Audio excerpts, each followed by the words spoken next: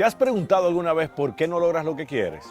Hay un montón de gente que se hace esa pregunta, ¿por qué yo no logro eso que yo tanto quiero? Bueno, puede haber muchas razones. La primera es que hay personas que se ponen metas inalcanzables.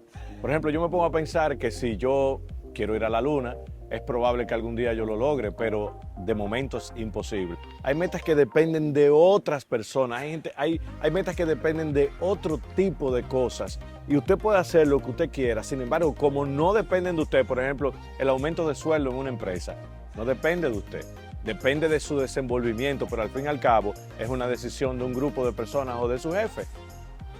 Hay que ser específico con lo que uno quiere. Le voy a poner un ejemplo.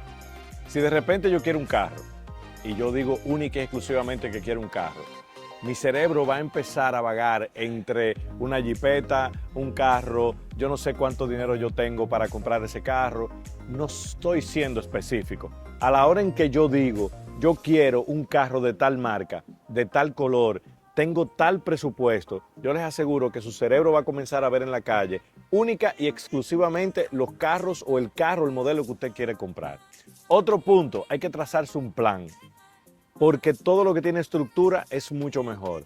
No podemos salir del punto A al punto B sin saber por dónde vamos a pasar, porque si vamos a la playa ya sabemos por qué carretera vamos a ir, ¿verdad? Bueno, pues es lo mismo, cuando trazamos un plan tenemos que saber exactamente cuál es el paso número 1, cuál es el paso número 2, cuál es el paso número 3 en caso de que sean 4 pasos y llegar finalmente. Sin estructura es mucho más difícil llegar.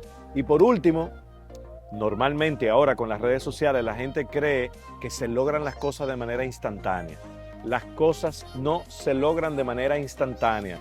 Las cosas necesitan paciencia, las cosas necesitan dedicación, las cosas necesitan de todas esas otras que hablamos, de tener paciencia, de trazar un plan, de tener un objetivo claro, lleva tiempo. O si no, pregúntale a alguien que sea exitoso cerca de usted a ver si esa persona no se ha tomado tiempo para alcanzar lo que usted cree que se ha alcanzado de un día para otro.